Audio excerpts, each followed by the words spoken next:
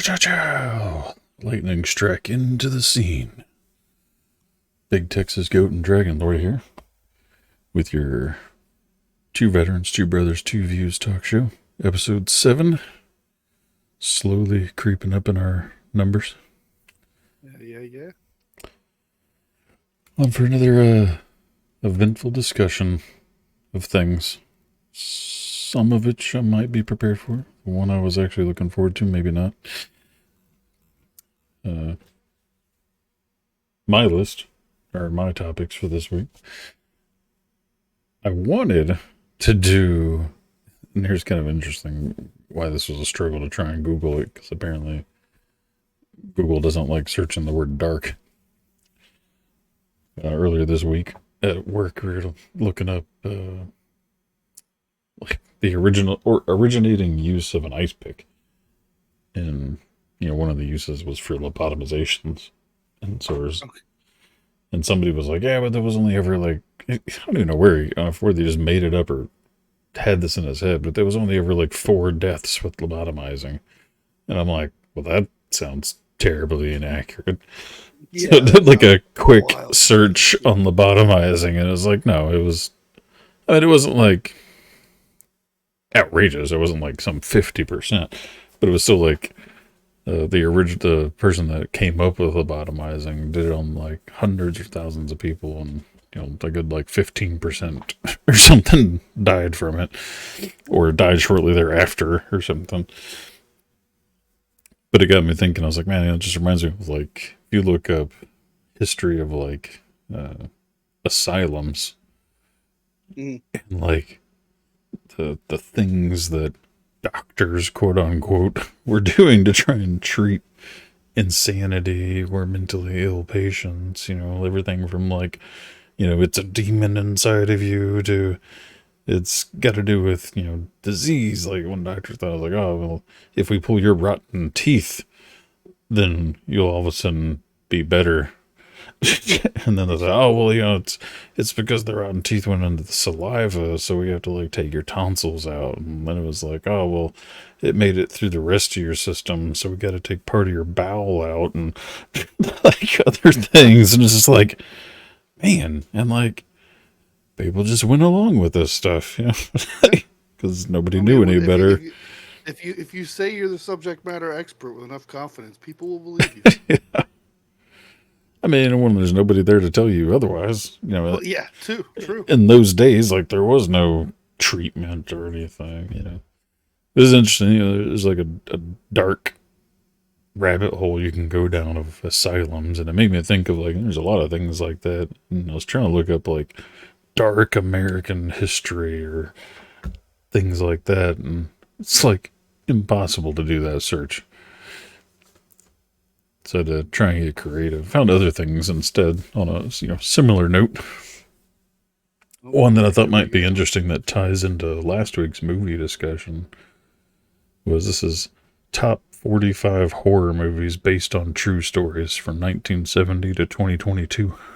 Yeah, so I'm not going to be able to speak much on that topic because horror movies are not my thing. Yeah, but you've still probably seen plenty of them. Nope. Really? You never seen like The Birds from 1963? Nope. Now, granted, I watch scary movies. What I was saying was I was like, oh, this would be really cool, right? Because I like horror movies. I'm not like, it's not like my top genre or anything, but I feel like I've seen quite a few. But I look at this top 45 list from 1970 to 1922, and it is a small number of movies on this list that I've actually seen. I can almost promise you I haven't seen any of them.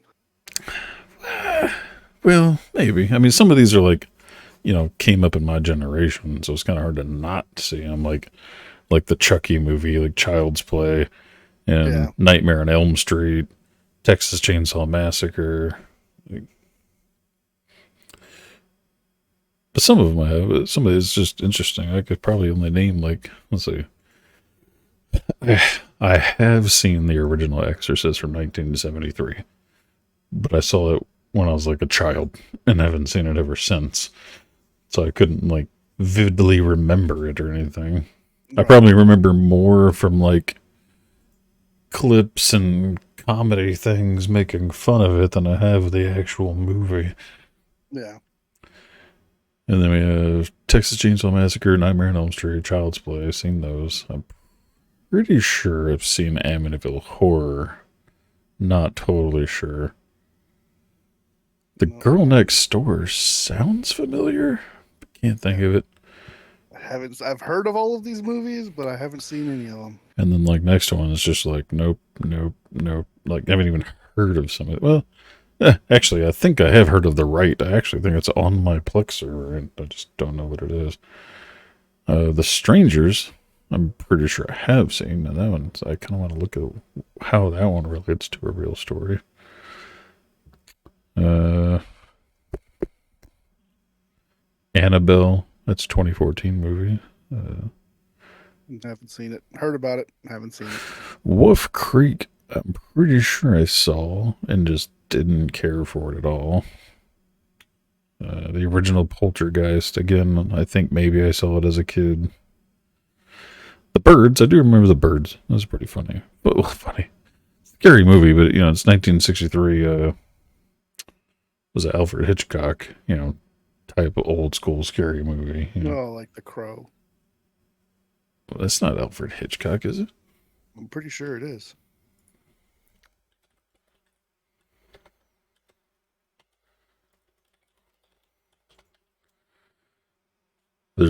No, it's not. No.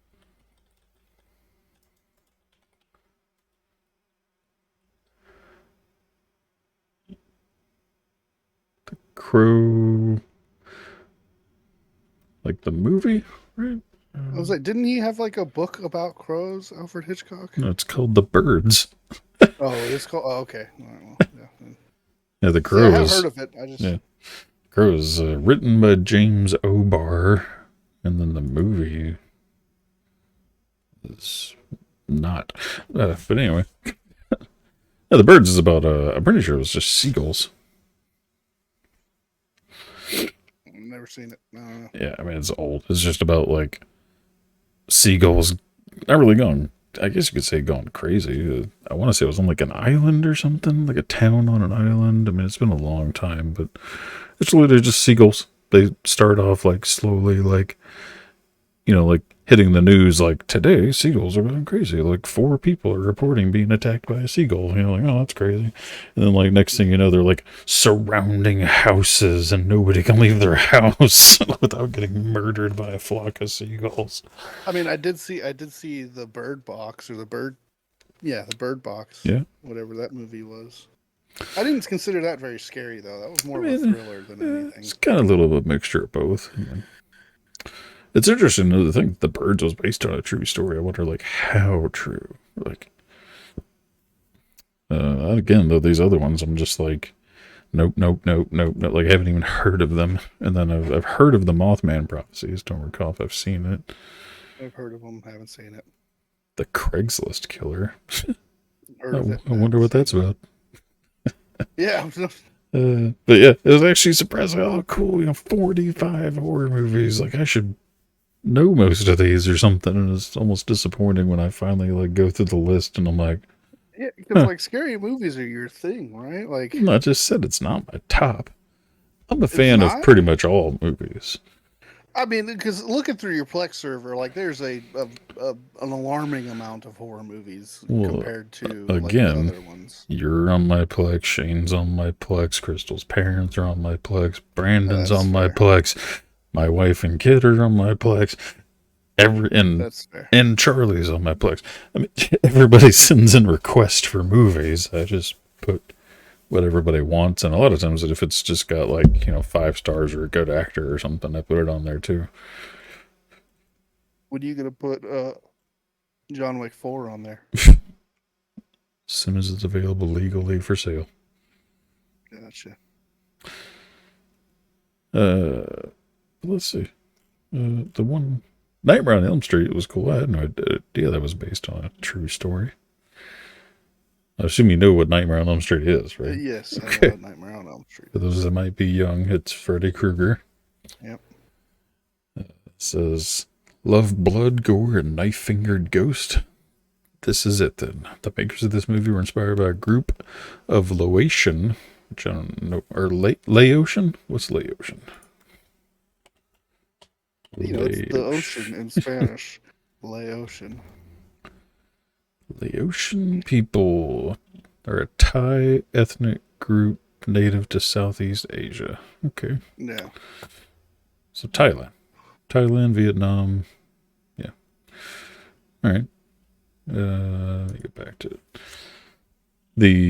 What was it? Laotian refugees who had died in throes of a nightmare. The medical reports said there was nothing wrong with them physically. This supernatural horror film. Well, interesting. So it says they died in their sleep to a nightmare, so they made a movie off of that. It seems like a stretch. Yeah. I guess you could say like that's where they got the idea, but it's not like Sure. based on the story. That's kind of. I mean, they say based on a true story. That's like the tagline of any successful horror movie. Yeah. To make it successful immediately. Just I say was it based thinking that on a there was true actually story. because if you watch which one it is, I want to say it's like Freddy's Back or something.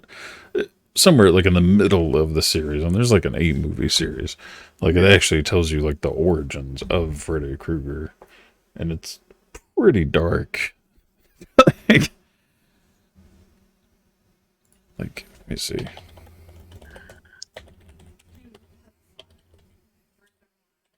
Yeah, but it was more than that. Yeah, there it is. Freddy's backstory was on Nightmare on Elm Street 3, revealing him to have been an unwanted child of rape, being the son of Sister Amanda Krueger, a nun who was violently raped by dozens of inmates from a mental asylum. Yeesh. Yeah. And then, like Crystal said, that he was also like, he ended up being a pedophile that was like burned alive. Weird. Like it's pretty freaking crazy. What was it? Yeah, Freddy displayed murderous tendencies and a penchant for self-harm. He was beat as a teenager by his guardian, Mr. Underwood. Like, this dude, I mean, born out of the rape of dozens of inmates from a mental asylum by a nun, and then his guardian beat him while he was growing up. Just lived like I might go the crazy worst too. life. I might go crazy too. Yeah. What was it? The original series, he was known as a child killer who evaded conviction. And then, yeah, just crazy, crazy story. If you ever fall down that rabbit hole of like, who is Freddy Krueger? He's not just a villain from a scary movie. It's like crazy backstory, which is was Freddy Krueger a real person? no. That's what's crazy. That when I was like, oh, based on a true story, dang, like, what could this be? And then it's like, oh, some people died in their sleep to a nightmare. Yeah. Like that's just one fraction of the Nightmare on Elm Street series. Like, he hunts you in your sleep. Like, okay, I mean, where you get the rest of that dark story from is more intriguing. Good writing Yeah. is where they get it from.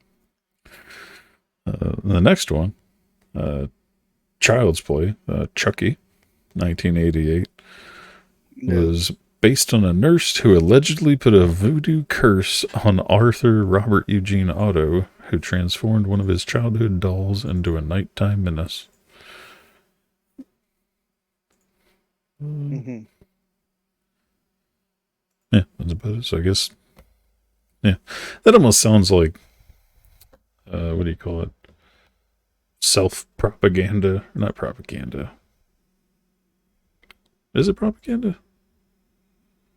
Like when you're trying to boost your own sales, like coming up with a fake story to try and Yeah, I mean it's campaigning, it's propaganda, it's or just think of PA like public or PR like public relations. PR, yeah. It's like self-made PR for like you spread that story enough and it'll help boost your numbers and sales, you know. We're like, Yeah. oh yeah, this lady cursed my favorite doll. like, like, did she though? Or were you just trying to make sure you sold your movie? Listen. Gaslighting is not okay. Okay. Yeah, it's like when you just, again, where you think, oh, really based on a true story? And that sounds like based on a bullshit story. Yeah. What's the other one? Psycho. That's just about. Isn't that just about a serial killer? I thought maybe. Oh no, never seen it. No, I'm thinking of American Psycho. Psycho is actually 1960, another Alfred Hitchcock movie. The Girl Next Door, 2007. Don't even think I've ever seen that one. It's a Stephen King movie. Huh, interesting. I wanted to get to the birds. I was actually kind of flipping through. Oh yeah, the right. I do have the right on Plex. I don't think I've ever seen it. The wife might have though. Jesus. Oh, The Strangers. Oh, The Strangers is a weird movie. So, this movie has psychopaths and murderers. The director of this movie drew inspiration from the murders committed by serial killer Charles Manson in a series of events that took place near his childhood home. Yeah, I mean that's definitely more believable because Charles Manson was a real person. Yeah. Yeah. And it's crazy. Like these people wear like little like Chinese doll mask. Yeah. Dang. I'm trying to remember. Was that the one where they were like in cabins or something? Do you remember that one? The Strangers? I remember these masks, but I can't remember the Yeah, I think movie. they were in the. Pretty sure they were in the cabin, and like these guys come to the door with masks on, get into the house, and Man, I can't remember. I need to watch some of these movies again. hey, you just watch horror movies all the time. You do that. Flores from Evil. See, Chris will be a good I haven't watched guest on this show today. She could probably quote every movie. Yeah. She's the horror fan. Yeah. Like that's her preferred. Oh my god, this just looks crazy. Fire in the Sky, 1993. Can you guess how it would feel to be captured by aliens and lie in a cocoon next to the corpses of other people from Earth? Interesting. No, I can't imagine that. Dang, what the heck? Silent House. Of course you have. I remember Annabelle, but I don't think I've seen it. That's one about a big doll. And there's Wolf Creek. Yeah, so there's another. Well, let's see. So Wolf Creek. What did your mom say about not talking to strangers? This movie is loosely based on two men and their crimes. This movie will send shivers down your spine and make you think twice before asking locals for help on your next backpacking trip. Because I think didn't this one take place in like Australia or something? I can't remember where it takes place at. Oh. Again, I thought they would give us more details. It just says it's based off of these two guys' crimes. Well, who are these two guys and what were their crimes? Like, Yeah. apparently I need to do better research. All right, let me get to the birds because that's the one I was really curious about. How, Wolf Creek was Australia. Here we go. The birds. It's an Alfred Hitchcock movie. You better brace yourself for the best. This natural horror thriller was based on the 1952 short story of the same name, written by Daphne du Maurier. Maurier. The story is based on a real incident that took place in Bodega Bay, California, where people experienced sudden and violent attacks by birds. Well, now I kind of want to look that article up. This is Bodega Bay, California, bird attack. Bird attack. This make you think, like, how would you handle, like, a flock of seagulls attacking you? Would you just start whirlwinding around with your fist? I probably wouldn't go outside. I'm saying if you were outside, what if you're, like, on the beach and, like, 100 seagulls just start Oh, just like out of bombarding you? nowhere, Yeah. and like I didn't know that this was like a thing that was happening. Yeah. Like, if it just all of a sudden started happening, how would you react? Would you just run for cover, or would you try and fight? Oh, I'd run. I can outrun some seagulls. Well, let me know. They have the power of flight. You got the power of your fat ass running through sand. Yeah, well, you know, I can close doors and have opposable thumbs. All right.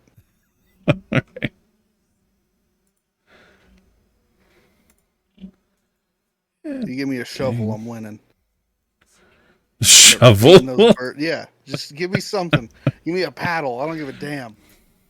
Something with a wide berth that I can swing through the air really hard. Can't really find anything on the article. I mean, granted, it was a long time ago, but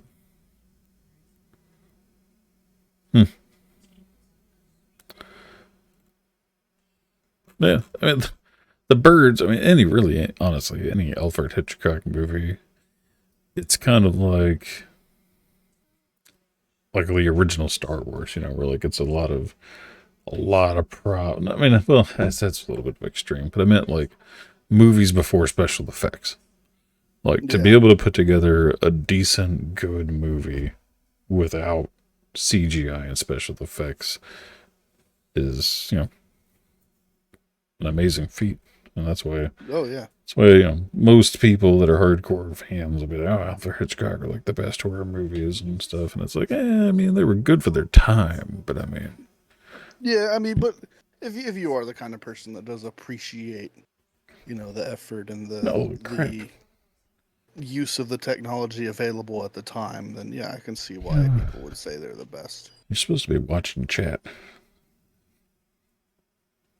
We're missing all the bins. Input. Oh, yeah.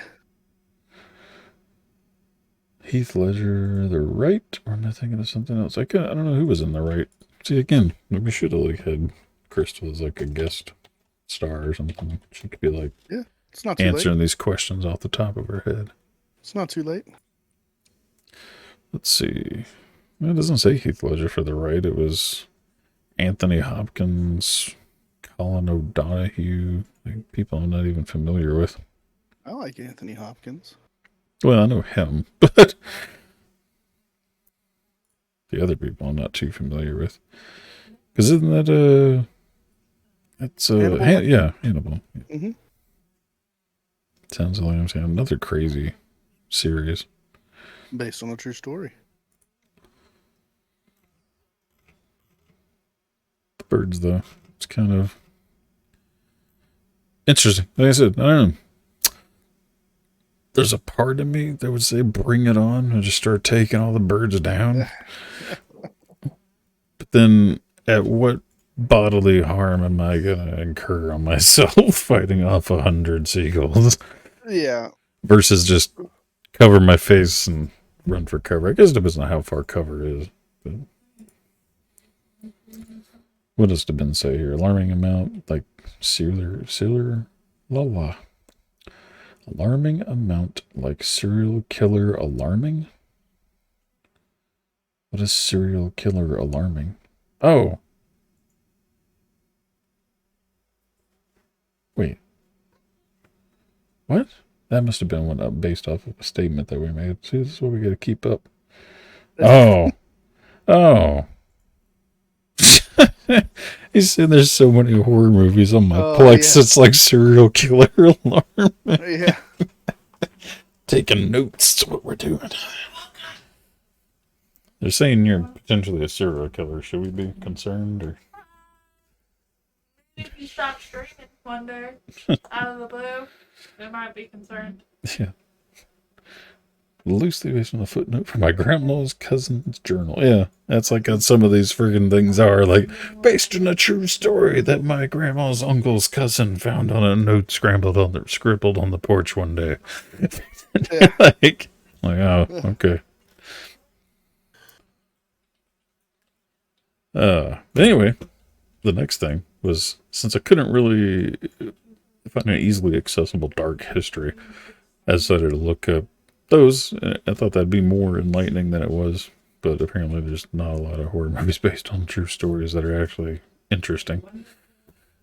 More interesting, though, some interesting titled articles that I found. Like, I'll tell you a horrifying movie based on a real thing. Cocaine Bear. Oh my god, the wife watched that the other day, and I watched like half of it with her. That is a terrible movie. God, That was horrible. like It's based on a true story. still terrible, terrible movie. Like, just so many scenes in that movie that I got to witness that I was just like, I've seen a lot of dumb movies. And this is, I mean, not the story, the things that just happened in the movie. Like, at one point, the lady, like, forest ranger, blasts this dude in the back of the head on accident when she was at point, like, 5 meters away from a bear in a doorway. And she accidentally shoots the guy to the side of the door, pinpoint in the back of the head. And she's just like, "Whoops!" Like, "Oops! What do you? How? There's a bear literally covering the entire doorway, and you accidentally shoot the guy to the side of the door in the back of the head." And she was both hands on the gun pointed at the door and somehow shoots this guy in the back of the head. Then the bear leaves the porch while she's staring at it, and she says, "Where'd the bear go?" Like, you just watched it walk off to the right. What do you mean, where did the bear go? It went to the right. Like, you were staring at it. Like, maybe you could say she was in shock at that point, but it's just like, wow. Like, I've seen bad movies, but at least bad movies, like, try to make sense. It might be bad acting, but at least it makes sense. Yeah. At But least anyway. it's cohesive. Yeah. Yeah. Crystal finished it, though. But anyway, the next thing is, I wish I could read this title. It was, Creepy Facts to Brave Through, if you can. And then one was, God, what was it? Something like X amount of facts that you shouldn't read. It's just like, Okay. oh, creepy facts to deprive somebody of sleep. Yeah. Just curious what we could pull from this thing. Like, All right. like Disneyland. Here's one that you might have seen. Disneyland's famous Pirates of the Caribbean ride uses real skeletons. I mean, I went on that ride, but I have no way to confirm or deny whether the skeletons are real. Well, I mean, how would you? But I find that highly unlikely. I don't find anything unlikely with Disney. Says Disney engineers enlisted the help of University of California, Los Angeles' anatomy department for real skeletons. Gradually, they replaced these real skeletons with fake ones, though. Okay. So I guess they eventually got rid of them. Okay, I mean, sure. Why not? That's interesting. Fact number 2 is Nightmare on Elm Street again. Was based on a true story, except this one gives you a little bit more details. It just says a boy was having disturbing nightmares and refused to sleep for days out of fear. The same night he succumbed to exhaustion. He died in his sleep, but not before screaming for help in the middle of the night because of his nightmares. Like, that makes a little bit more sense. Like, if you're going to come up with what would scare somebody to death in their sleep, and then you come up with Freddy Krueger, and you're like, okay. like, yeah, I could see that, scaring a young boy in his sleep to death. Yeah, sure. just random facts. As many as 50 serial killers are on the loose in the United States at any given time. Yeah, sure. The United States is a very big place. I mean, a lot of people. Yeah, I mean, if you think about it, you got, was it millions, billions? How many people are in the U.S.? I mean, like 300 million. Let's see, how many people live? 330 million. So I mean, Damn, yeah, I was close. I mean, 300 million. It's like, yeah. I mean, if you say 50 people, now I guess it depends on how you look at it as potential or could be. Based on the statistics of 1 out of every X amount of people. But wait, that's interesting. So this number is according to the FBI. However, some, including homicide archivist Thomas Hargrove, speculate that around 3,000 to 4,000 serial killers remain active in the country. Yeah, I mean, because that's just the serial killers that the FBI knows about. Or that's the ones they're tracking, yeah. Or the ones that they're tracking, yeah, actively.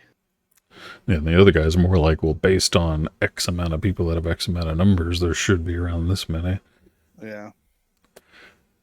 Which is crazy. A local article, which I might see if I can look up real quick. This just happened like last week. I think it was 7. Let's see. Yep, there it is.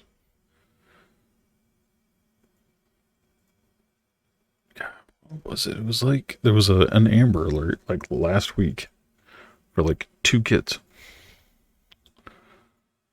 And in the hunt for those 2 kids, they found 5 other dead kids. Damn. There it is. It started with 2 teenagers being reported missing. And then they found 7 that were all shot to death. Damn. And this was just last week here in Oklahoma. Yeah, 14 and 16-year-old were missing. And then they found 5 others in the hunt for those 2. It's like, man. But yeah, I mean, you think about like the serial killers, and that was just everywhere. Like, you never know. Even just here, not in town, but in our corner of the state. Well, I'm saying that. I'm saying what happened last week.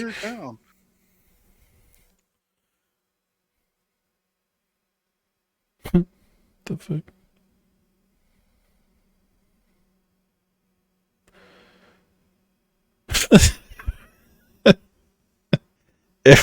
This one's just a little weird. Every day, a person consumes around 1 to 2 cups of snot.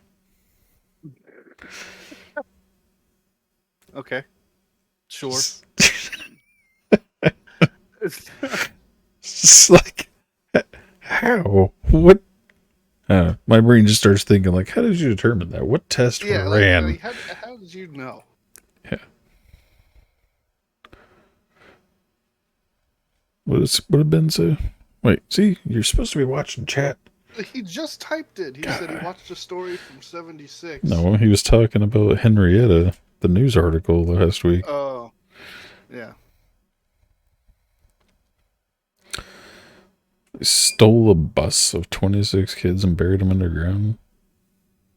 Like, how do you bury a bus with nobody knowing? A lot of digging. Well, I mean, I just watched a YouTube video series where a guy dug an underground tunnel from his shed into the cupboard of his house and went like 3 years with only 5 people knowing about it. What? Yeah. I don't understand. Why would anybody know about it if it was from his shed to his cupboard? Well, he's building an underground tunnel. Like, he didn't tell the city. He didn't tell his neighbors. He didn't tell the How would anybody know? You're underground in your own home. Okay. My point is, when you try and go to sell that house and there's an underground fucking tunnel, people are going to start asking questions. Yeah. Especially if there's no permit to do such a thing and like verification that it's up to any sort of code. Yeah, but I'm saying if I could start digging a tunnel right now in my office, nobody would know unless they came into my office. Well, yes, but what I'm saying is he had it for 3 years and the city didn't know about it. And, like, you don't Wait, even like. he discovered one or he dug one? Dug one himself. Yeah. I'm saying I could start digging now for the next 3 years, and who would know? You'd think that you wouldn't be making a whole bunch of fucking noise and people wouldn't take notice of you bringing tons of fucking stone and rock and dirt out of your house. Not if I did and it carefully. Nobody would ask questions. 1 5-gallon bucket a day.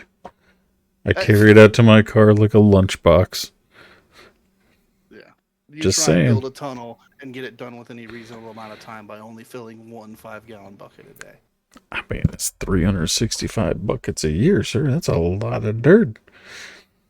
I can tell you they probably did 365 buckets in the first month. Just saying. I mean, you didn't say like this was some like 12 foot by 12 foot by 1 mile long tunnel. You just said he built a tunnel to his shed. I mean, it's not exactly a lot of dirt, and he had 3 years to do it. No, he didn't have 3 years to do it. It took him 3 years to do it. That's what I'm saying. 3 years, a bucket a day. I mean, It didn't do a bucket a day. Like I said, he was doing fucking 50, 60, 70 buckets a day. well, you didn't say that. You just said he dug a tunnel over the course of 3 years, and nobody knew. It's fine if you want to argue semantics. It's totally fine. But my point still stands. I'm just saying, I could dig a tunnel to my backyard over the course of 3 years, and nobody would know. Now, if I started like reinforcing it with lumber, like that one guy who was like building an underground shelter, if I kept hauling in truckloads of stuff into my house, then it'd be questionable. This guy framed it out, like surrounded it in concrete, like the whole thing, built it up to code. He eventually had a state inspector come out and city inspector come out and approve the plans after he had already halfway finished it. But it's like, he went all that time and nobody knew anything about it. Yeah, I mean, that's different. You just said dug a tunnel. Okay, you're right. Digging a tunnel, I could get away with. Hauling in all the supplies and never seeing any product from it, though, you'd be like, the fuck are you building, Jay? Exactly. Exactly. Is that the same one we talked about the other day? What, the guy that built the tunnel? Yeah. It might have been. No, I think we were talking about the guy that, like, dumped, like, a fuck ton of money into it.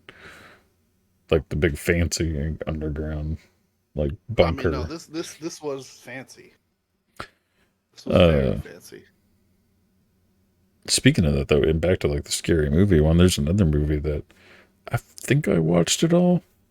Pretty sure. But it was like God, I want to say it was like oh, this guy like owned a house that he was supposedly like renting out or something. And I guess like needed to make money. Like it was short on money, found out he had this property, or maybe he got in like a will or something of that nature. Mm-hmm. And like went to it to sell it. And I guess it was also being used as like an Airbnb. And so simultaneously, like he went to it, and this chick from that rented it out through Airbnb went to it, and it just has like a code on the door to get in. Mm-hmm. It's a scary movie, I guess, based on like a similar kind of concept, where they had this elaborate like underground tunnel system underneath, like where they were like the whole like inbreeding situation going on down in these tunnels. Yeah. Kind of like The Hills Have Eyes. Yeah, except this was just like in a normal like urban neighborhood. Yeah. That was a weird movie. Yeah, so you built that mud hut. It's funny though, you're talking about digging a tunnel. If if I had the patience, time, or well, I have time, but if I had the patience or the money, like I could see myself doing that. Like if I knew I was gonna live here for the rest of my life, I could see myself like building my own underground emergency shelter and Yeah, I not mean, he and did. trying to not tell anybody about it because we're like, no, this is my zombie apocalypse shelter I'm building. This YouTuber that I was talking about, he had already built like an underground like bunker that he turned into like a man cave, right? And so he built like a shed in his backyard, and then it had like the door to go down into the bunker, right? Where TV and all this man cave shit. And then he decided that he was like, you know what? I'm gonna expand on this idea. I'm gonna build a tunnel from my workshop and my shed in the backyard to my house, inside my house. And he was like, I'm also gonna dig a tunnel to out in front of my driveway so that I can drive my car onto a platform and then bring my car underground, and then I can use my tunnel system to go into my house. And he's also digging the tunnel to meet up with the bunker. So he's got a tunnel from his bunker to his kitchen pantry to his garage to his shop. Like it's fucking crazy. I mean, everybody needs a hobby, right? Yeah, I guess, man. Kind of curious where these people are. There's the next weird one. Sounds like some kind of tribe thing. It says Zoroastrians leave their dead in special towers to be eaten by vultures. I mean, sure. I mean, but I mean, I guess it really kind of just depends on your, their religious beliefs or whatever the case may be. Interesting. Zoroastrians is an Iranian religion and one of the oldest organized religions in the world.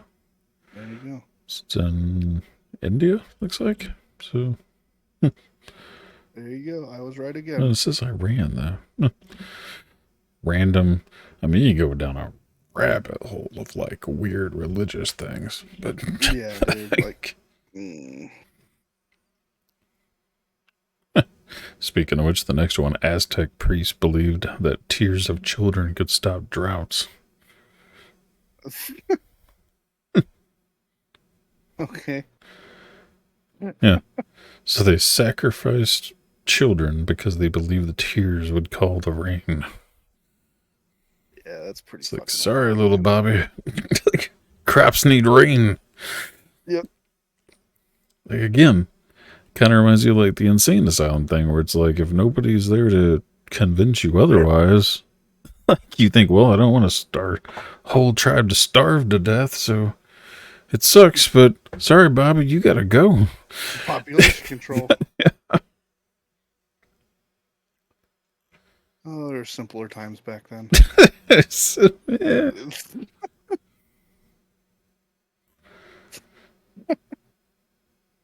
Let's see.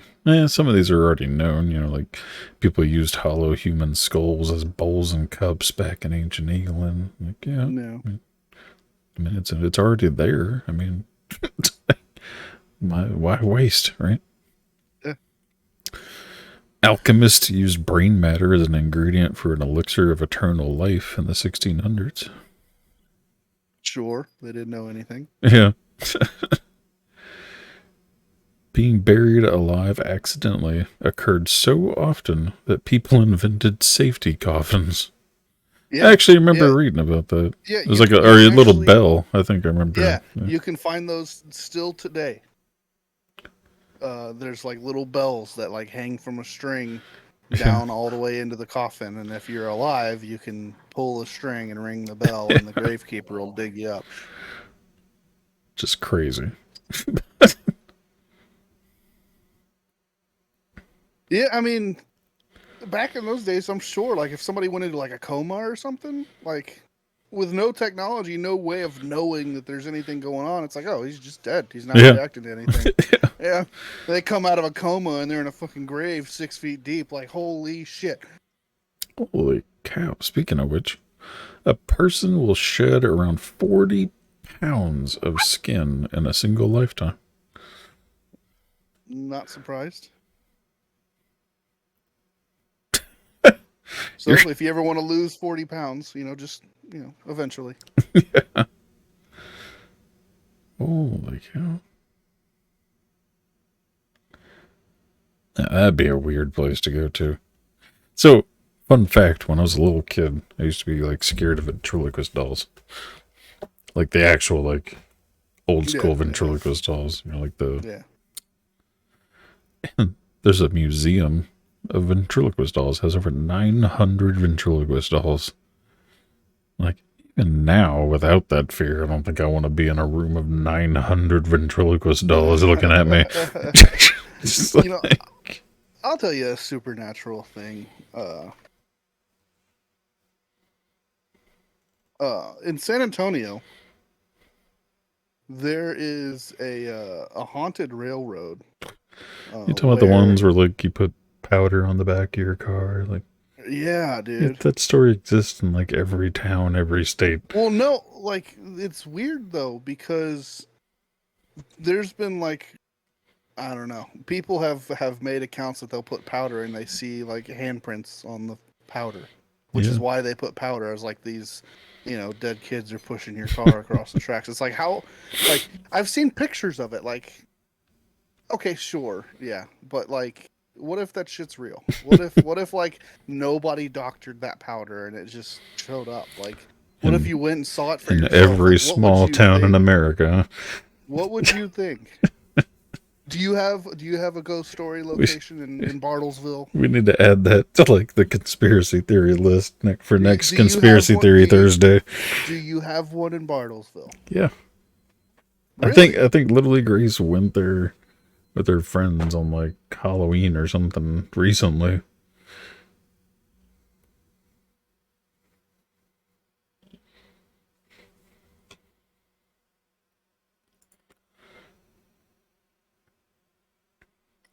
Did I lose you? No? No. I'm reading about the spirit tracks in San Antonio and like the accounts of people that have witnessed some crazy shit. There's another rabbit hole that I'd probably think would be interesting to go down, is like all the kings and the things they did. King Charles II drank alcohol mixed with pulverized human skulls. Hey, that sounds metal as fuck, dude.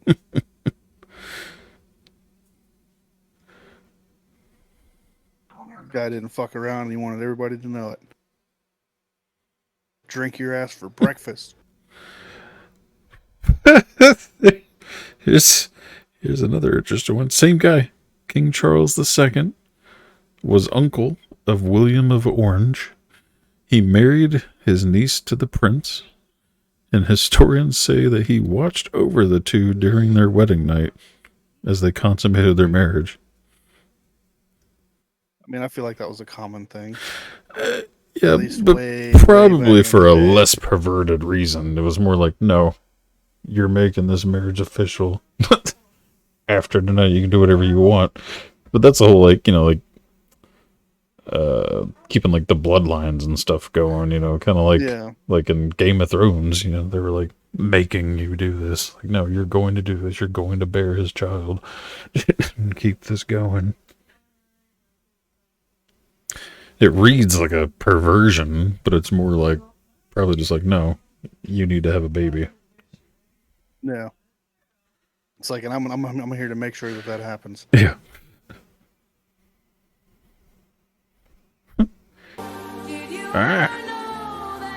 Who's my hero? Gert's our hero. 14 months. Thank you for your 14-month subscription, Gert. Startles me every time that goes off too, because it's so sudden. Just, did you ever know that you're my hero? Like, God bless, yes. What is this? Emperor Nero, no idea who that is, a Roman tyrant, says that he imposed a urine tax, charging merchants who sold pee. Because I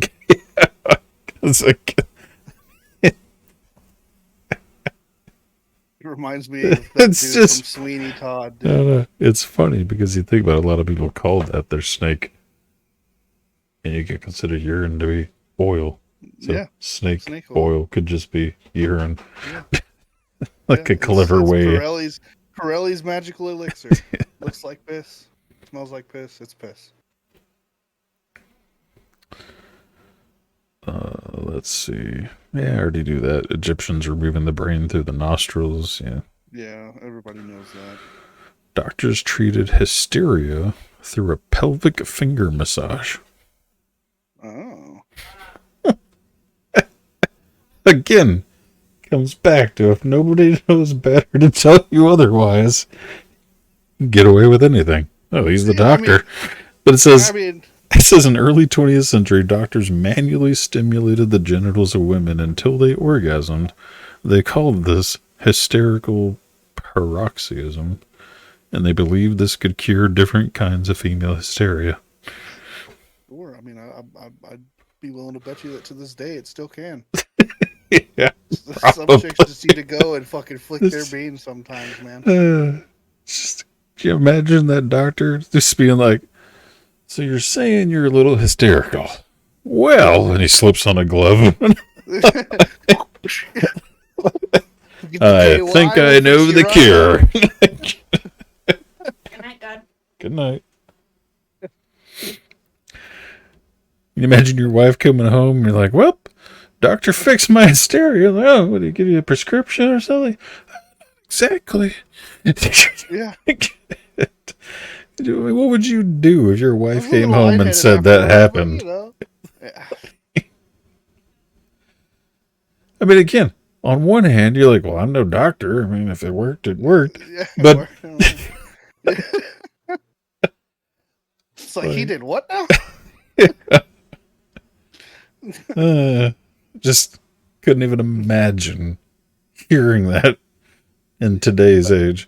Yeah, like Ben said, it's like, how would you treat male hysteria? Well, what happens at QuakeCon stays at QuakeCon, I'll tell you that. Put me on a rigorous regimen.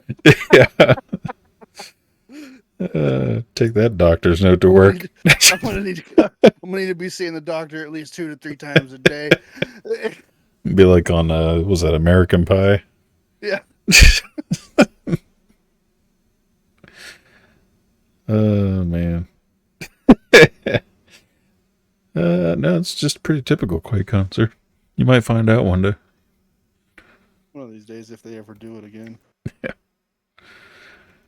Let's see. Yeah, there's a semi interesting, believable one. More than 150 corpses occupy Mount Everest.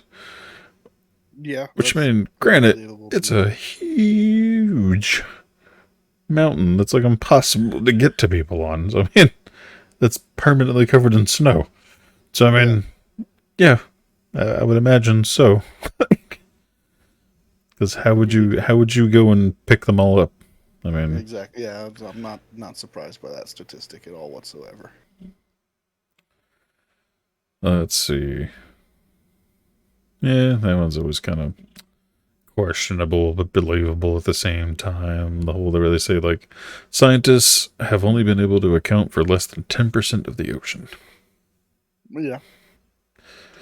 But then again, I've seen articles recently of like us reaching like deeper and deeper points. So it's like, yeah, no, I think we've actually reached and touched bottom at the deepest part of our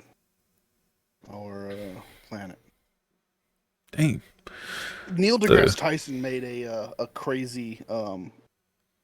He said that from the deepest part of our oceans to the highest peak of our mountains, the difference is only 11 miles.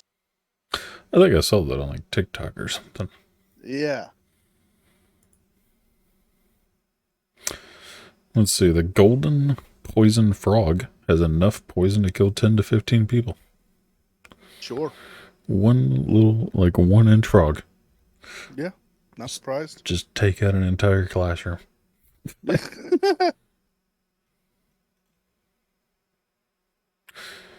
Oh yeah, I've seen this. I can't remember the name of it. Those those fish that have like human teeth. Yeah, smoother than a billiard ball in scale. Yeah, the Earth. Yeah. Oh yeah, because yeah, I think that was also him that was on like a TikTok Yeah, about that. he Like if said you if a hold the giant, Earth in your hand or something. yeah, if a giant were to hold the Earth in his hand, he wouldn't. It would be smooth as glass.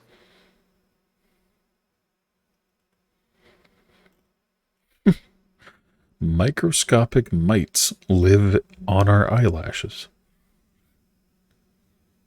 Okay, I mean, I'd like to see you try and wash them out.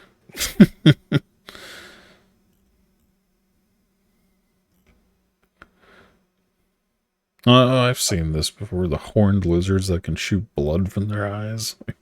And was that from like Family Guy where he's like, nature be crazy? Lizards that shoot blood from their eyes? Yeah. What? You've never seen that? It's fucking crazy. No. It can shoot a stream of blood up to 4 feet from their eye socket. Why? And they can do it several times within a short period of time. I'm watching this video on National Geographic right now. Here, we can just share with the class real quick if you want. Yeah, So, here. I got it here already. It was already in the article. Let me see. Tuatara, is that what the mites are called?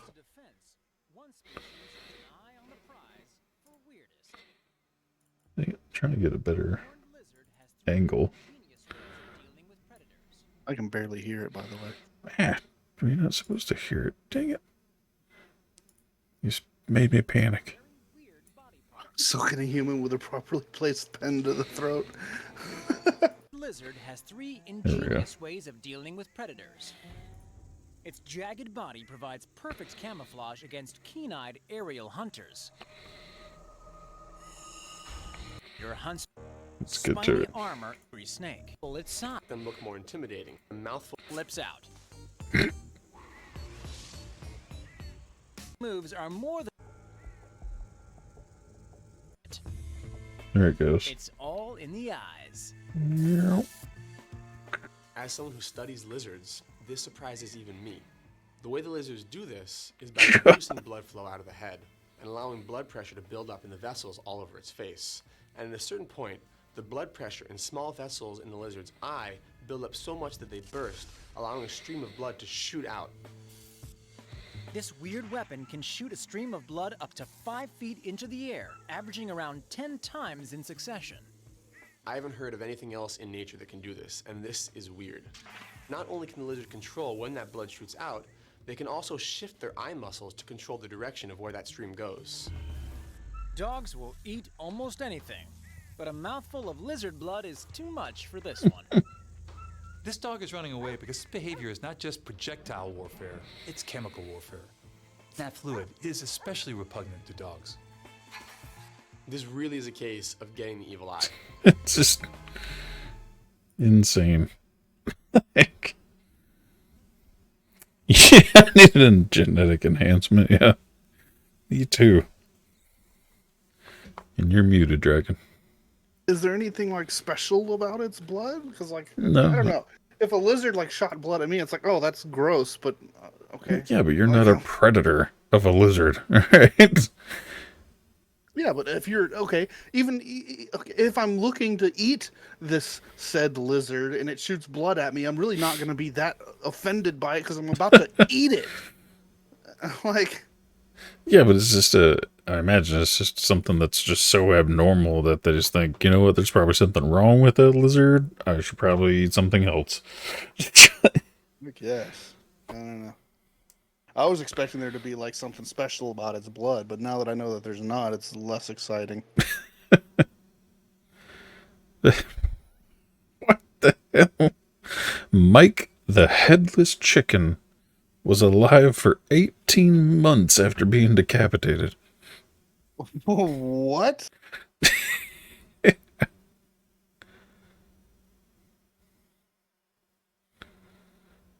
That's crazy. Mike the Headless Chicken.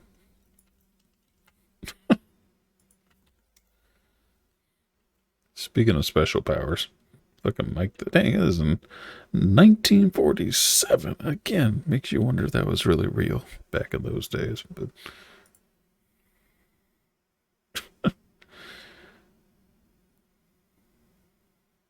it's crazy.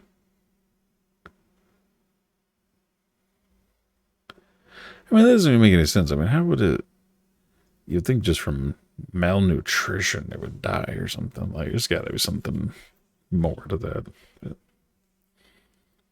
It says the axe removed the bulk of the head, but missed the jugular vein, leaving one ear and most of the brainstem intact. It stayed alive because he literally fed it a mixture of milk and water via an eyedropper. Like, you kept this chicken alive. It's crazy.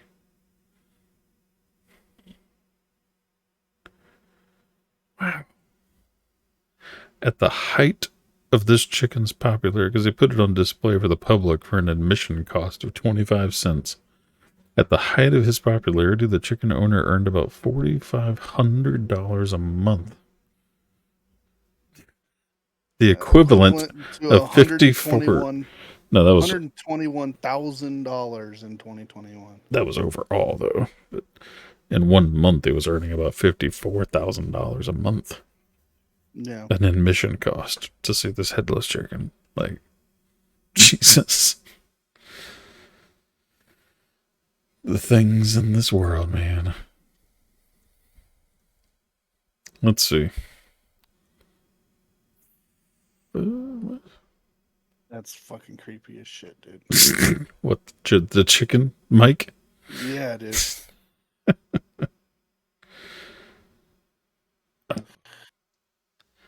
I've heard things about this, or watching things like House and stuff, like locked in syndrome. It's a scary condition where you're conscious while in a coma. Oh, yeah. What? Some trees can grow inside your lungs. Oh. I guess that's why they say don't. In Russia, doctors performed surgery on a man suspecting he had a cancerous tumor in his lungs. Instead of a tumor, they found a 5-centimeter fir tree branch in his lungs. They said he had swallowed a fir bud, which later grew into a branch. What the fuck? Excellent. I mean, that's almost like in the same vein as like back in the old days, they used to torture people by planting bamboo underneath them and strapping them down, and the bamboo would grow through you. A similar case in Massachusetts, the guy suffered from a collapsed lung. After his family rushed him to the hospital, they found a growing pea plant in his lung. Awesome. Fuck. That's crazy. Ugh. Doctors in the 1800s used the teeth of dead people to make dentures. Yeah. That's nuts. But it makes sense. I mean, wood wouldn't cut it anymore. Yeah.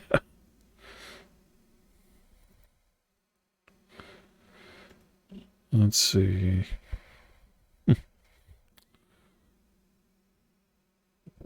Oh, yeah. Somebody mentioned this at work the other day, and I never did look it up. Have you ever looked up why the chainsaw was invented? No, I didn't. That's going to sound crazy. With 50 guesses, you wouldn't guess it.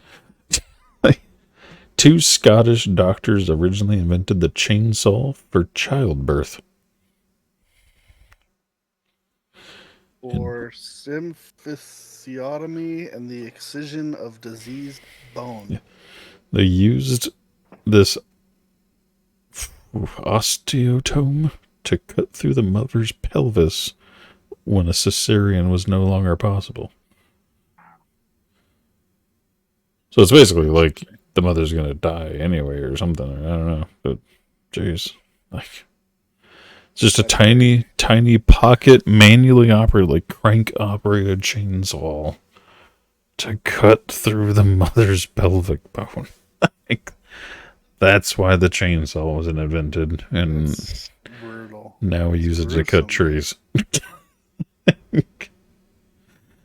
Like, that's a horror movie in and of itself. Like, could you imagine, like, getting your pelvis cut, like, while you're still awake? I don't know if you heard it. Yeah, earlier Ben answered it, said that they fed it with an eyedropper, a combination of water and milk, and they said they also gave it like little worms and stuff every now and then too. I guess just through like the throat socket. Yeah, at the top. It died because it choked on a corn kernel.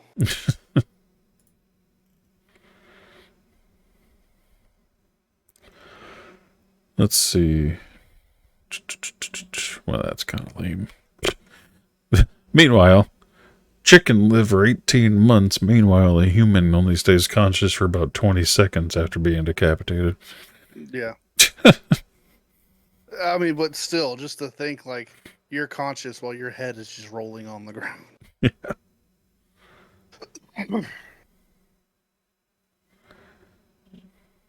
What the hell? That's a weird one. 1 in 50 people in the United States has an unruptured brain aneurysm. 1 in 50 people. That they have brain, like 1 in 50 people has a brain aneurysm that just hasn't ruptured yet. That's crazy. How do you, like... what do you do with this information? Like, do I need to go to the doctor and be like, hey, man, look, I heard a statistic. I need you to check me out, man. Like, I'm going to turn you into a hypochondriac by the end of this stream. I know, dude. Let's see. That one's kind of lame.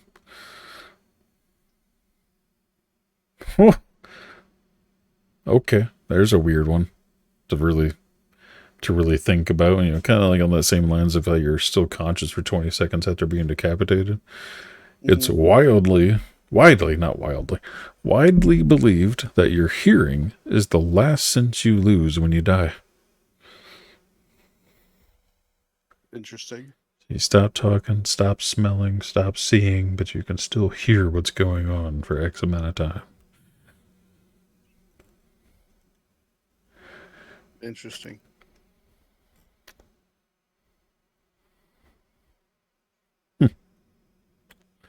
That one makes sense. Scientists predict that a body submerged in deep water will be skeletized in less than 4 days. Yeah, I mean, all the critters and scavengers in the ocean, like, yeah. Well, I mean, do they mean like in the ocean, or do they mean just like if I dump a body in a pool, in 4 days it'll be a skeleton? I mean, they're talking about not in a fucking swimming pool. They're talking about like where creatures are. Because it says particularly due to the fact that they'll get swarmed by amphipods. Yeah.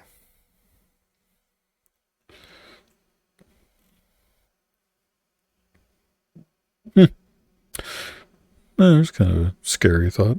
There's a 1 in 3 chance police will never identify your killer if you're murdered in the U.S. Yeah, I'm not surprised.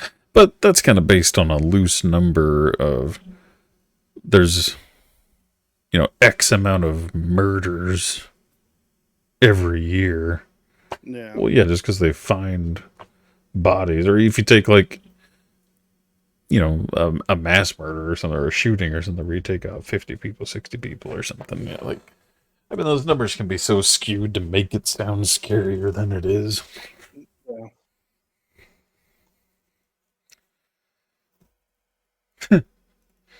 Another fun fact. If the sun exploded right now, you wouldn't know about it for another 8 minutes. Yep. So you can hear Crazy. your last breath. Yeah. Yeah. Well, except you're not breathing, so you get to hear the last shit talking your buddy says next to you. Yeah. Let's see. Thomas Hargrove? Oh, that's another one about the serial killers.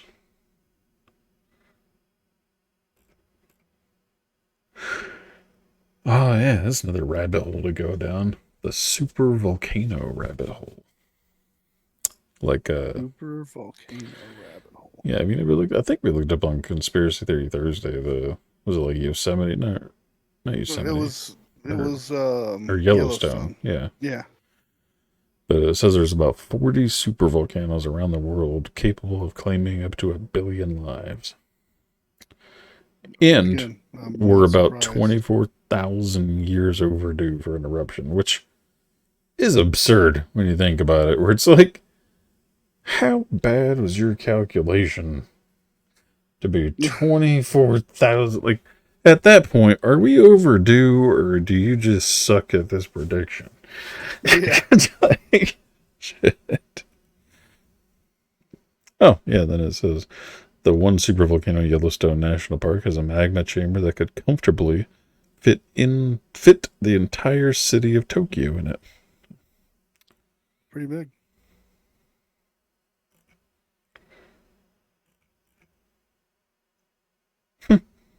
Over 80 million bacteria can be exchanged in one kiss. Hell yeah.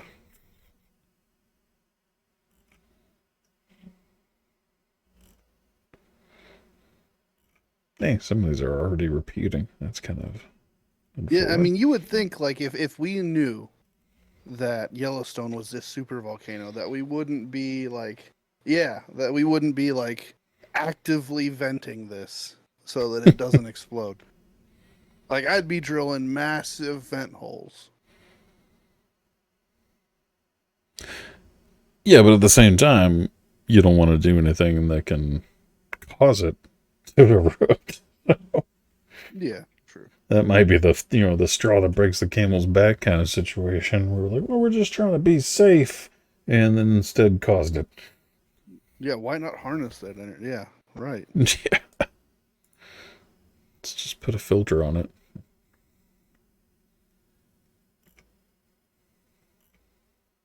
They need to put people like us in charge. We're idea people. Speaking of disturbing pet facts, dogs like squeaky toys because they mimic the screams of their prey. Yes, I knew that. It's kind of fucked up. You imagine your dog sitting there just playing with this toy, and in his head, he's like, yeah, I can die. That's probably how it is, man. That's like when you touch him on the side, he's like, well, what the fuck do you want? Oh, hey, Bob. Because he's really like a small child with a knife stabbing their doll, and you tapped him on the shoulder, and he's like, what? Oh, hey, Dad. It's kind of fucked up. Your dog's over there thinking about just murdering a small animal. I mean, they're back here behind me murdering each other. I don't know if you can see it. There they go. What?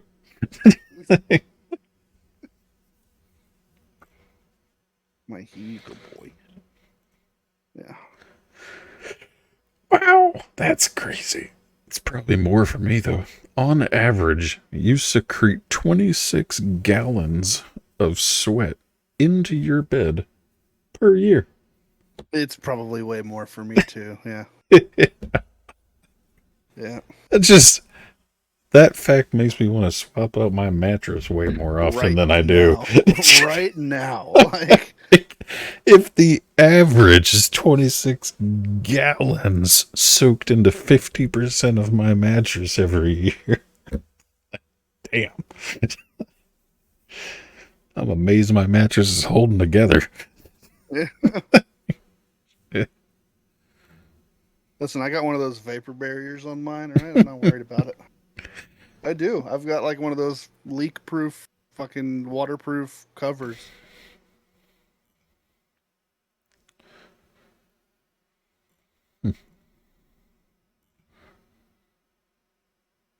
Well, obviously.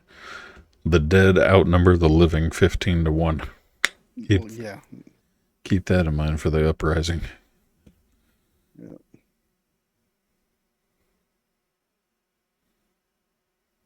Wow. More interesting. In 1968, the dead outnumbered the living 29 to 1. That's how much we've been vastly overpopulating the earth. Yeah. We almost bridged that gap by 50% or double. Yeah, so 200% in a short period of time. When it should be getting the other way around. They should be outnumbering us more and more, not less and less. Yeah. It's People are living way too long. well, I mean, we're not doing human baby sacrifices anymore. And, I know, times were simpler back then. Yeah, we're not. All the crazy things that we're just knocking people out in droves for testing purposes. We're not doing anymore. Shit. And then, you know, you've got products on Amazon that it's like a cut-resistant stainless steel glove that they've got next to a chainsaw, and it's like, put that glove on and put a chainsaw in your hand and tell me that's going to protect you. Like, you're a fucking idiot. No balls. No, it's not that I don't have any balls. It's I'm smarter than that.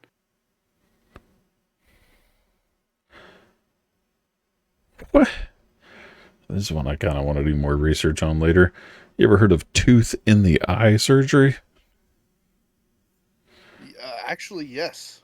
Where surgeons put a tooth in a blind person's eye to restore their sight. It was pioneered in the 1960s and actually works and is still being done today. Mm-hmm. Like, what the fuck does my tooth have to do with restoring my blind vision?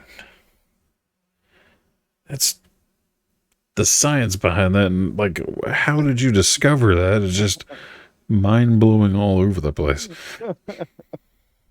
Another one of those, like, crazy insane asylum ones where, like, you know what? What happens if you put a tooth in the eyeball?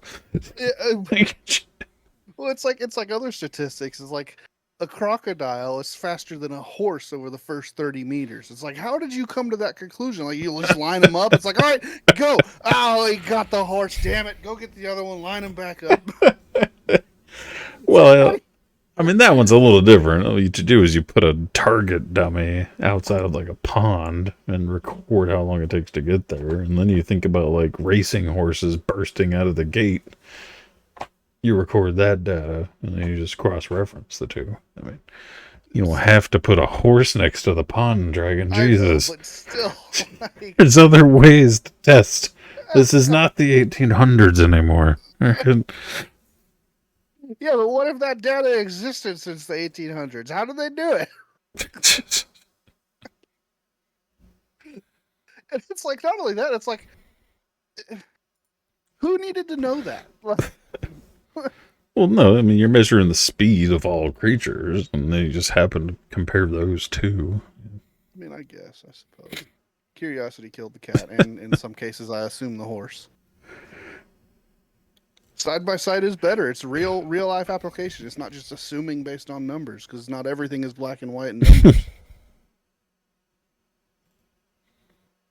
What if that crocodile was particularly slower than the other ones? You got to line them up, man. It's the only way to know for sure. Hey, I'm gonna have a whole list of things to Google if I remember after this stream. So, the Teretopus Dorney jellyfish is officially known as the only immortal creature in the world. It lives forever. How would you know? A jellyfish. These small, transparent animals hang out in oceans around the world and can turn back time by reverting to an earlier stage of their life cycle.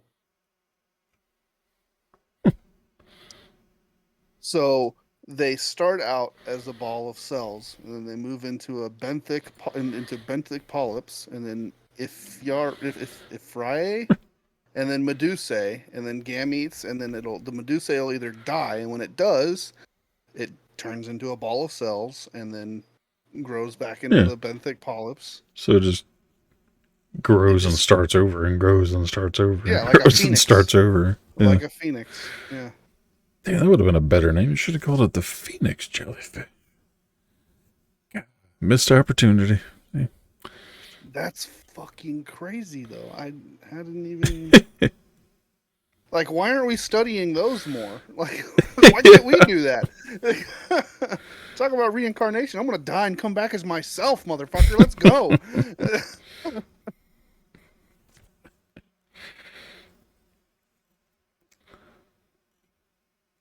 Let's see. I already went through that one. Spiders can survive in space. Okay. Interesting. How do they know that? Did they take some spiders into Oh, space? I'm sure they have.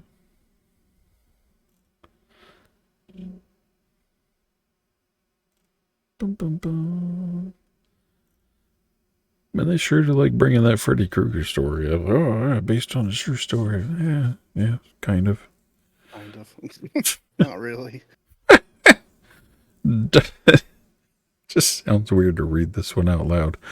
Ducklings can engage in cannibalistic behaviors when they're bored. I mean, so can people, I guess. Well, I mean, anybody could, but it's just when I read the last part, I was like, wow, just when they're bored, almost like your two dogs. Like, you know what? I'm bored. I'm gonna go bite you. Except in this case, they're like, I'm gonna go eat you. Like, you imagine, like, you're just over there trying to take a nap. All of a sudden, your sister starts taking a bite out of your arm. Like, what the fuck? Hey! Sorry, I was bored. What are you doing? Yeah, I was bored. Like, oh, okay. In that case. Oh, man. Yeah, no, I can't imagine.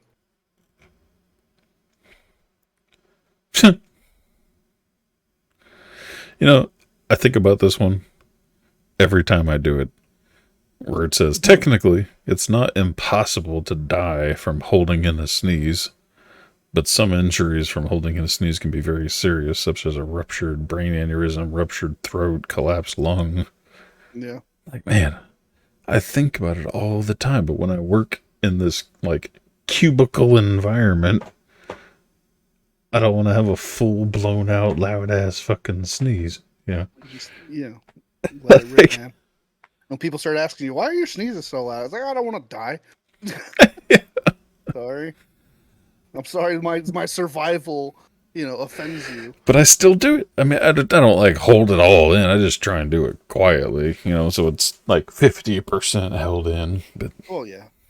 But still, you just think I'm potentially going to have a brain aneurysm every time I hold in my sneeze. Like, it crosses my mind every time I hold in a sneeze, or I'm like, I might die. Yeah.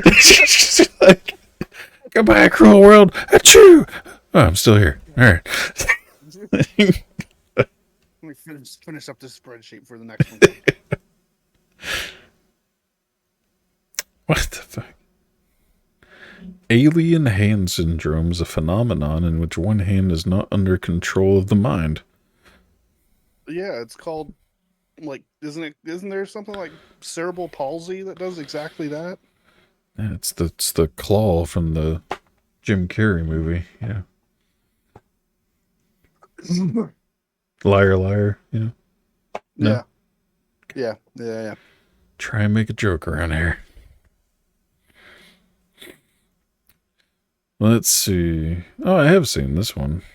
You ever? I think I saw like the actual like National Geographic, but the ants that turn into zombies via parasitic fungus. Like, yeah. They made a game. They made crazy. A game about that called The Last of Us, and they applied it like, what if this fungus like? Oh yeah, I think you talked about that. Yeah. So there's a game called The Last of Us where they extrapolated on the idea of what if this fungus, if humans were susceptible to this fungus, like what would happen? And that's what this whole game is based around. It's like this post-apocalyptic world where this fungus is like infected people, and it's almost like Walking Dead, and like everything is like turned into like tribes and groups and cliques of people that are just fighting off for their land and their own survival. It's pretty interesting concept, and studies have shown that fungus actually can affect people, but it hasn't yet.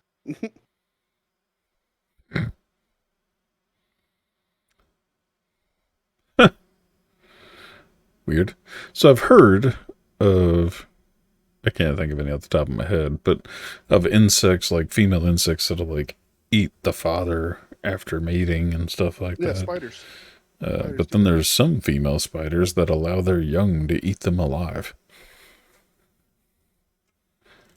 Never heard of that one. That's a little Yeah, I haven't interesting. heard of that one either. The show, Gert, from what I've been told, I haven't watched it because I haven't played the games. I want to play the games first, but from what I've been told, is like pretty much spot on to the games. Like if you show like a cutscene like side by side of the game and the show, they're identical. I know Coke Dog Zombie, another member of RUM-Gaming, he's played the games and has watched the show, and he's amazed by it. Like, Yeah, that's the general consensus that I've gotten about the show is people that have played the game and watched it have been like, holy shit. I'm excited to play the game. They just recently released it on PC, so I might, pick it up, give it a shot. Maybe I'll save it for one of those days where, if and when you can't make the stream, I can just play The Last of Us. yeah, dang it. See, I pulled up this article. God, I was really hoping for this one too, and then turns out it doesn't even have what I wanted to know. I really wanted to pull up, and this is another one that's like hard to find, is anytime somebody brings up something like statistics, like we talked about earlier with, there's X amount of serial killers or X amount of fucking anything, it's all based on what I call partial data. Yeah. You can make any statistic sound terrible. Yeah. With the right limited amount of data to back that statistic up. Yeah. And I always feel like the asshole anytime somebody's like, oh, there's X% of chance of this happening, or can you believe this happens so often? And it's like, how do you know though? And then even if you do base it off of X amount of data, I mean, even me and you have had similar arguments or for the last several years where you'll come at me like, oh, well, based on these facts. And I'm like, yeah, well, that's those couple facts. I'm like, yeah, if you view your whole opinion on it based off of those facts, then yeah, you're going to have that opinion on it. But if you had all the data, what would your opinion really be? Yeah, it's like I heard this one statistic, and I don't remember the numbers exactly, so apologize if I'm wrong. But there was one person that said 65% of all vehicles in the United States that are in for service or are broken are Fords. And it's like, okay, sure. That's Fords take up over half of the busted cars in the United States. Okay, right, okay, fair, sure. But with what you're neglecting to bring out is Fords also make up over half of the cars sold in the United States. So it's like, yeah, of course more of them are going to break down because there's more of them on the road. Okay, but no. Again, even that is still partial data. Because then I want to ask you, well, how many years of a span are you talking about? Yeah, exactly. If you go back to when Ford was first coming out, yeah, they were pumping out cars before other manufacturers even existed. Exactly, and you got to consider those broken down cars are going to be just in a junkyard or a field. So are you counting the cars that are in junkyards too as quote unquote broken down? You also have to count the guys that don't take their car into the dealership and fix it in their garage. That doesn't get reported. Ford doesn't know about that. So it's like, where are you getting your data from? Yeah, well, like you said, which repair shops did you go to? It's not like you went to every little mom and pop shop in the world and asked them about it. Right. I mean, there's so many missing pieces to that statistic. Right. That's exactly what I'm saying. I'm backing up your argument. It's like, yeah, there's no such thing. Like, yeah, you can come up with all statistics in the world, but there's no, like, nothing in this universe is black and white. Like, you can't explain everything with numbers and statistics. You just can't. Well, it's like I was a terrible person to talk to during the the BLM, well, I say phase, like it stopped, but when all that started, and everybody was just in an uproar about it, and like, oh, well, these statistics and these statistics and these statistics, and it's like, dude, like those are all like they practically don't even matter. Like, because again, unless you can tell me where those statistics were sourced, those numbers mean nothing to me. Yeah. You might as well be telling me 100% of people die or 0% of people die. Yeah, Because I mean, but either way, right? Like, no matter what way you put the statistic, at least in that particular standpoint, does it really matter the statistic? It's like, why? You know, why do we need to have a statistic to make a change or solve a problem or, you know? Well, you don't to have a reason to. But as far as how much effort should be put towards it, that does matter. Because you got to imagine, we'll say, you know, again, coming up with arbitrary numbers, we'll say there's 100 problems to solve. And we'll say something generic like the police force. Yeah. Say there's 100 things that need to be addressed in the police force. But you only have the manpower, the money, the time to resolve 50 of them over, say, the next 50 years. Yeah. Well, then you have to pick the most, you know, the best 50 out of those 100. Yeah, and that's where right. Like, but if somebody brings up something that's a problem that's in the bottom 50, that is, but I have to know it's in the bottom 50. But if it's an extremely simple fix, like what's the harm in just fixing it really quick? Like, Well, I would assume that you would go through and fix things in order of difficulty. Because like, what's the easiest thing to fix? Okay, great, let's do that first. But you can't look at it like that. It's not as simple as like, oh, that light bulb's out, let me change it. You have to think about the implications of that change. It's not just simply, let's do that because that'll fix that problem. You have to think, well, will me fixing that problems cause any other problems? Or will it make any other problems worse by not having that problem anymore? Like, there's a lot more to it than just, why don't we fix that problem? And that's, yeah, sure. That's the problem with, you know, how people look at it. They're like, it's quote unquote an easy fix. Why don't we fix it? Well, because you have to think of more than just that. Well, yeah, sure. And in most cases, if it's something super simple as far as changing a light bulb, sure, let's change it. But if it's anything that's going to require research, training, you know, backtracking for to, you know, make repercussions take effect, and then monitoring it ongoing.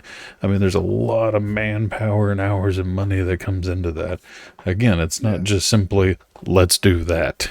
There's a lot more to it, especially when you're talking in the example we're talking about with the police force. You're talking about thousands of workers across the entire U.S.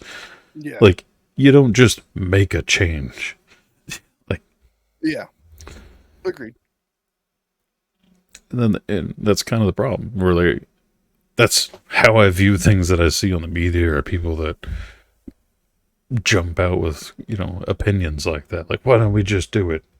Like, well, if you don't have the capability of analyzing the situation to think of long-term effects and what it would take to implement these changes, then I don't even want to have this conversation with you. Yeah. Yeah, that's totally fair. Yeah. What criteria makes a stat? Yeah.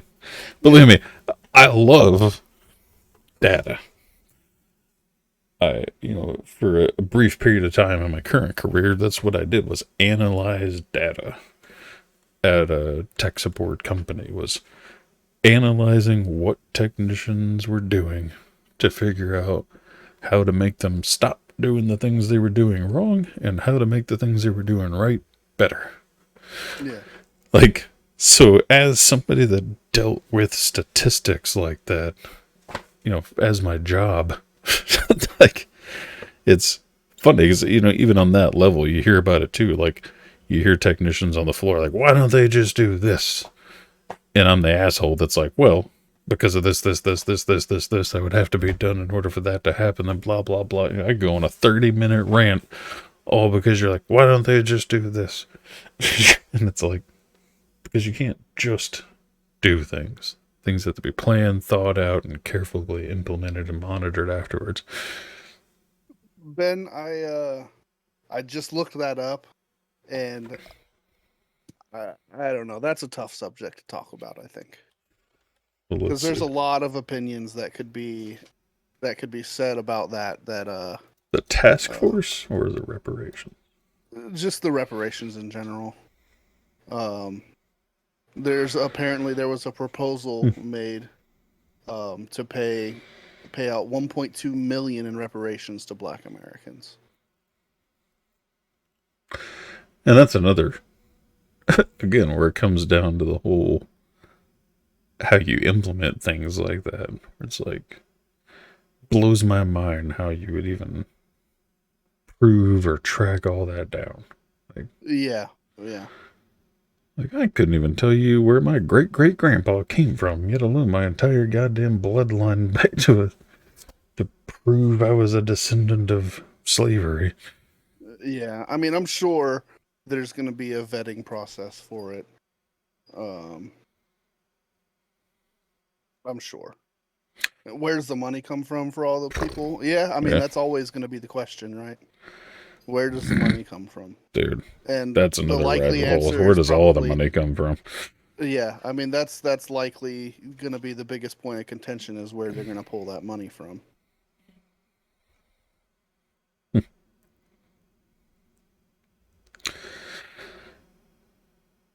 Any descendant of an enslaved African American or of a free black person living in the United States prior to the end of the 19th century would be eligible. Whew. Yeah, I mean, like I said, I have my opinions on that, but I'm going to keep them to myself because I am neither educated nor am I qualified to speak on it. Yeah. I mean, I still have, I mean, it's like I say about anything. I have my uneducated, unqualified opinions. Yeah, I have my opinions, but you know, unlike most people, I'm going to keep it to myself. You know, Well, I have my own opinions about it, and I don't want to share them because I don't think it's just I don't know. I guess I just look at it like,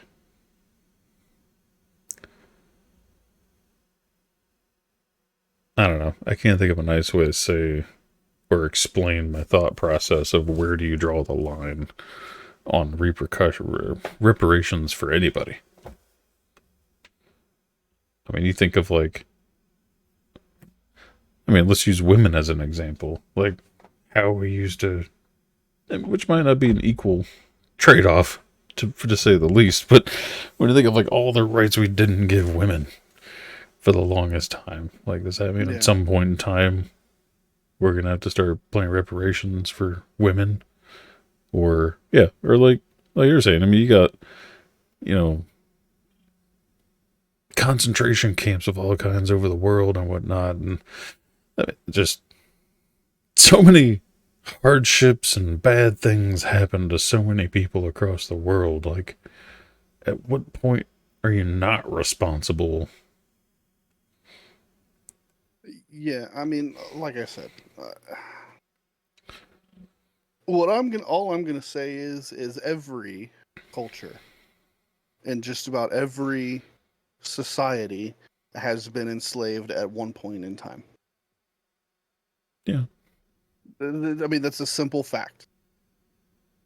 Well, that's what I'm saying. That's kind of my point, where it's like, at what point do you stop owing somebody?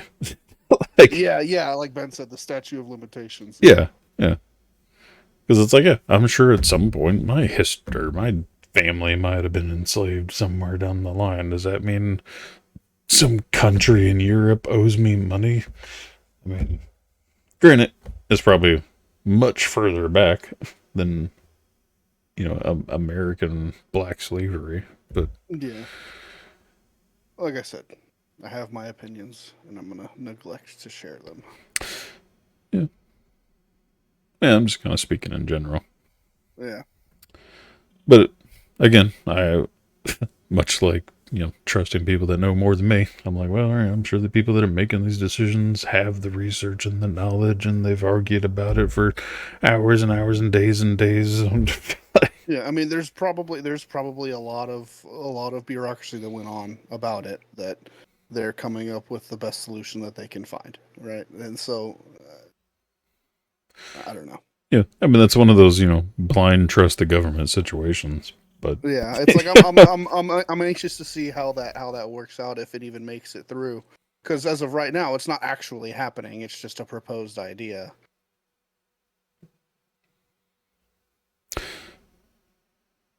Wow, we were 15 minutes over the time. Well, hey, it was a good episode. It went from 45 minutes to go to 15 minutes over all of a sudden.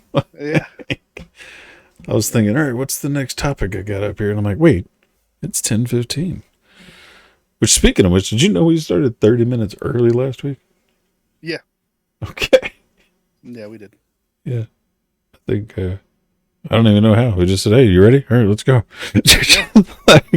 And we did a 2-hour stream with, unintentional, not planned at all. But yeah, that's how it works sometimes. It ended up being a good one, though. Yeah. We had some really good content. So just, if you haven't seen it, go in the VOD on the Twitch channel and watch it. Or check the YouTube channel. Yep. YouTube, Twitch, either one. It's recorded. Well, I say recorded for life. Who knows with the internet? But yeah, it's recorded for as long as they'll let us leave it there. Yep. So in the meantime, we have any closing notes anybody would like to talk about from the chat or from you?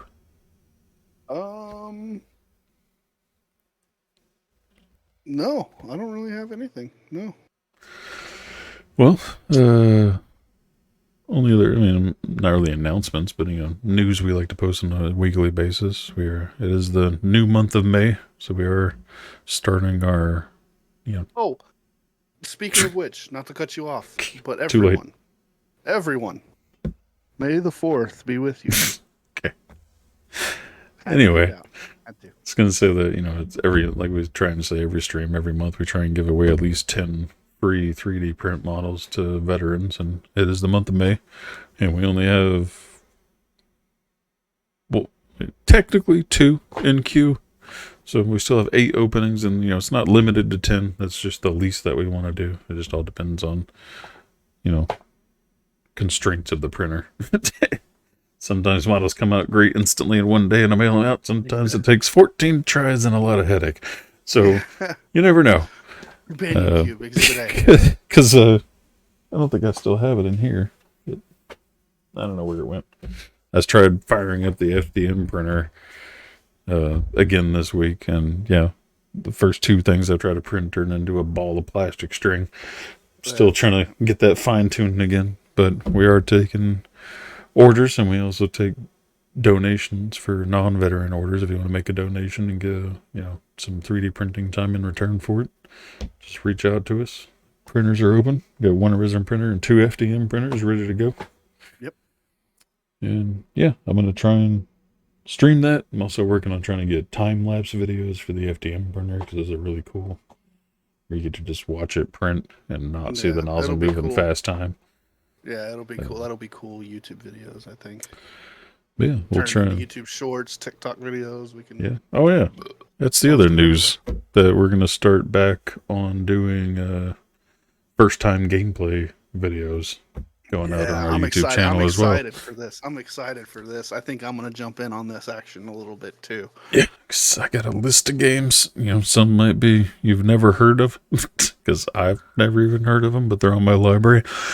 So I have a thing that I was doing for a while, about a year and a half ago. It was a Discord only stream, so I would get into a Discord call with a bunch of my friends, and every Sunday, or actually every Thursday, we would get in, and I would go through the Steam queue, and I would find the shittiest indie games I could possibly find, right? And then I'd put them on my wish list, and I'd nothing over $5, right? Nothing over $5. And I'd put like 4 or 5 games up on a poll on Discord, and every Sunday I'd stream playing whatever game was voted for, and I called it Shitty Game Sundays. Yeah, and hey, if there's any game you want to see tested that costs a few dollars or less that you think would just be funny to watch me watch, or you just want to see how it goes, you could always send us those requests as well. Yeah, yeah. I mean, I've got games with the title of Legend of Bear Truck Trucker. I've got Bee Simulator. I've got Golf with Your Bee Grandmother. Simulator. Bee Simulator. Okay, so funny thing, in this Shitty Game Sunday, that was one of the games that was picked was Bee Simulator, and I actually broke my rule of $5 or over. I actually spent $25 on this game. Holy cow! That better be like real looking bees. It was really good. It was a wonderful game. It was so good.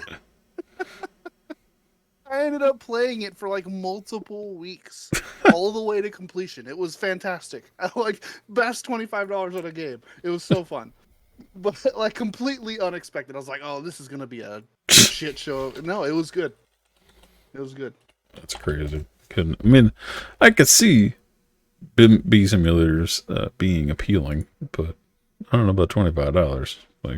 Yeah, I don't know. It was good. But I'm cheap. You get to name when you start the game, you get to name the bee that you play as, and it's like we were trying to think of a good name before it came up, and the default name that it gave, I was like, "This is perfect." Man, the default.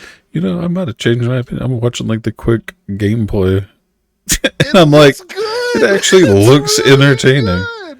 It was, and the default name of the bee was Biscuit. I was like, "Oh, come on!" I gotta name it Biscuit. It's only $20 now. See? Yeah, it was a pleasurable game to play. It was a lot of fun. It actually looks fun. Yeah, it was. It was. I guess when I was thinking, it just sounded like it would be some low graphic, crappy looking game, but it actually looks like a quality game. Yeah, well, it's like, and not only that, you'll see things where it's like, oh, they just upscaled the graphics for the trailer, and then when you get into the actual game, it's shit. But no, it's fantastic. What's surprising, it only has 283 reviews, and it came out in November 2020. It's been out 2 years. But it's very positive. 81% over the last 30 days. 80% for all time. I couldn't believe it. I was like, what? I have to agree. If somebody requested this one, I probably would have spent $20 on it after watching this video. Yeah. And that's saying something for me, because I am pretty cheap when it comes to spending money. Yeah. So maybe that's one of the first games I'll play. I'll play through Bee Simulator again. It was so good. Well, it's supposed to be short clips, like 15, 20 minutes of first impression gameplay is the premise behind it. But yeah. Oh, I thought you were going to do full on streams. No. It's just first intro to, that's the whole premise behind it. Just 15, 20 minutes first impression gameplay. Oh, okay. I thought it was going to be you're going to play it, for a full stream and then give your impressions at the end of the stream, and then next stream you pick a different game. Well, I mean, I might do that. Because that's what I did. Every Sunday I would play these fucking shit. Yeah, but you're talking about for the stream. I'm talking about for a YouTube channel. Oh, well. For the YouTube, it's 15 to 20 minute first impression gameplay sessions. And then if it's a game I'm actually interested in, then yeah, I might carry it over to the Wednesday stream. Yeah. But no, that's the whole skit. What am I trying to say? Stint? Words are losing me. Yeah. The whole point of the YouTube video is basically for you to get a real first impression to determine whether you should buy the game or not. Yeah. Not a full playthrough or anything, or multi-hour stream. But yeah, anyway, that's the whole point. There's going to be more videos coming out on the YouTube. The 3D printers are ready to go. We only got 2 things in queue. And yeah, that's all I got. Yeah. Well, with that being said, everybody have a good night. Make sure you follow the Twitch channel if you haven't already. Subscribe to our YouTube. Follow us on Facebook, Twitter, Discord. Come hang out. Discord. Yeah, come hang out with us in Discord. We're open to anybody. We, me and Goat, just divided amongst ourselves, have quite a few different games. So whatever you're playing, we may have it. Currently playing Eve. Yeah. Yep, currently playing Eve right now. I'm playing through a couple of different games right now. I'm playing Eve. I'm playing some RuneScape from time to time. I've been playing Battlefield 2042 because it came out on EA Play for free, so I've been checking that out. Thought you got banned on RuneScape. I did get banned on RuneScape, but I got my account back. Okay. I submitted an appeal, and they were like, "Yeah, you're good." Sweet. So Yeah, there was got my something RuneScape recently I account got back. banned from that I hadn't even played in years. I don't remember what that was. It was weird. I've been playing Legends of Runeterra. It's a Oh. like a League of Legends card game. It was the Amazon game, I think. I think it was like the wife's account, the one that came out with recently. Old school, Lost. your old No. school RuneScape, man. Oh, Ben, the old school RuneScape account that's attached to my RS3 account is the one that continuously gets me banned. Like, I never play old school RuneScape, but for some reason, that is what gets me banned. Because people like hack into my account and then play old school RuneScape and macro and get my account banned. And it's like it bans. I told him on this most recent appeal, I was like, look, you can look at the records. I just downloaded RuneScape again and played it for the first time like 2 days ago. You can see from my IP address that I haven't logged into old school RuneScape in forever. Deactivate the old school RuneScape account if you want. Keep it banned, but I want my RS3 account back, damn it. Like, yeah, Lost Ark was what I was thinking of. oh, It was either the wife or me had. I think it was like our Amazon account in general or something weird. One of us, I got like the email saying that we got banned, and like we had neither of us had even logged into the game in like a year. Interesting. And it was like, due to such and such or whatever, we banned you. Had to open up an appeal to it, and it's like they're like, well, what's your character name and shit? I'm like, I don't even fucking know. Like, I literally haven't played in a year. I don't know my damn character's name or what realm I was on. Like, shit. But anyway, that's gonna be it for the stream, and we'll be back Monday with Scrivener, Wednesday with me, and Thursday next week for our next talk show. Until then, we'll see you around. Yep, see you around. Good night.